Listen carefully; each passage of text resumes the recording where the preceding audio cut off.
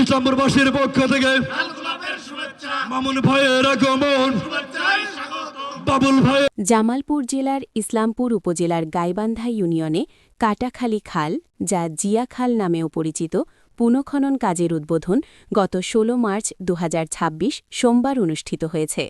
দেশব্যাপী নদী, নালা, খাল ও জলাধার পুনঃখনন কর্মসূচি ২০২৬-এর আওতায় এই কার্যক্রম শুরু হয়েছে। অনুষ্ঠানের প্রধান অতিথি হিসেবে বেসরকারি বিমান পরিবহন ও পর্যটন প্রতিমন্ত্রী এম রশিদুজ্জামান মিল্লাত এমপি লাল ফিতা কেটে ও কোজানিয়া মাটি কেটে এই খনন কাজের ভিত্তিপ্রস্তর স্থাপন করেন। অনুষ্ঠানে উপস্থিত ছিলেন জামালপুর ২ আসনের সংসদ সদস্য আলহাজ সুলতান মাহমুদ বাবু, জামালপুর সদর আসনের সংসদ সদস্য অ্যাডভোকেট শাহ মোহাম্মদ ওয়ারেস আলী মামুন এবং জামালপুর ৩ আসনের সংসদ সদস্য মুস্তাফিজুর রহমান বাবু। অনুষ্ঠানে সভাপতিত্ব করেন জামালপুরের জেলা প্রশাসক মোহাম্মদ ইউসুফ আলী।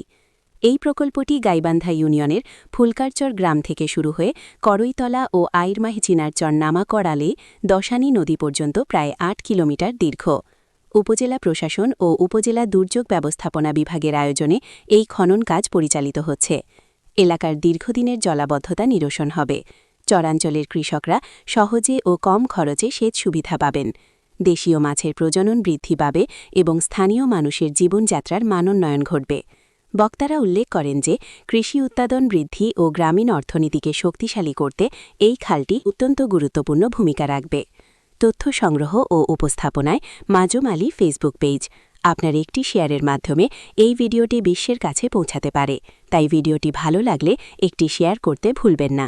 আপনি কোথা থেকে ভিডিওটি দেখছেন তা আমাদের কমেন্ট করে জানান। এতক্ষণ আমাদের সাথে থাকার জন্য ধন্যবাদ।